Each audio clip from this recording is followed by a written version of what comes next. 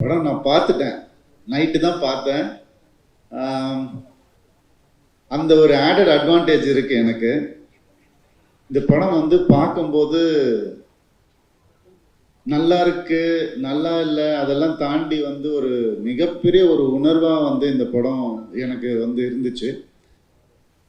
இது கம்பேர் பண்ணலாம்னு நான் நினைக்கிறேன். இந்த படத்தை பார்த்தது உன்னுடைய ரிவ்யூ கொடுக்குற அளவுக்கான தகுதி எனக்கு இல்லை. இன்னும் சினிமாவில் அதை நான் வளர்த்துக்கல. அது நான் இன்னும் கற்றுக்கிட்டே இருக்கிறதுனால எனக்கு வந்து இந்த ரிவ்யூ கொடுக்கணுன்னா ஓரளவுக்கு கற்றுக்கிட்டு தான் கொடுக்கணும். நான் இன்னும் கற்றுக்கிட்டே இருக்கேன்னு தான் நினைக்கிறேன். அதனால் ரிவ்யூ கொடுக்க நான் விரும்பலை. இந்த படம் ஒரு மிகப்பெரிய உணர்வை உங்களுக்கு ஏற்படுத்தும். அதுதான் சக்ஸஸ்ன்னு நினைக்கிறேன். ஸோ கண்டிப்பாக சக்ஸஸ்ன்றது மட்டும் எனக்கு நல்லாவே தெரியுது.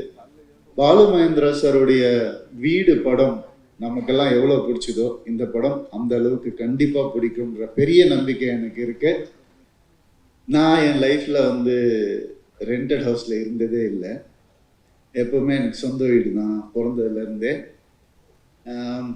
இப்போ நான் ரெண்டட் ஹவுஸில் இருக்கேன்.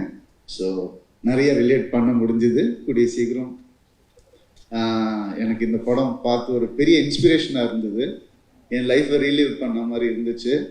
என் லைஃப்பை லிவ் பண்ண போகிறேன்னு தோணுச்சு. இனிமேந்து நல்லபடியாக ஒரு படம் அந்த ஒரு இன்ஸ்பிரேஷனை எல்லாருக்கும் கொடுத்தாலே போதும்.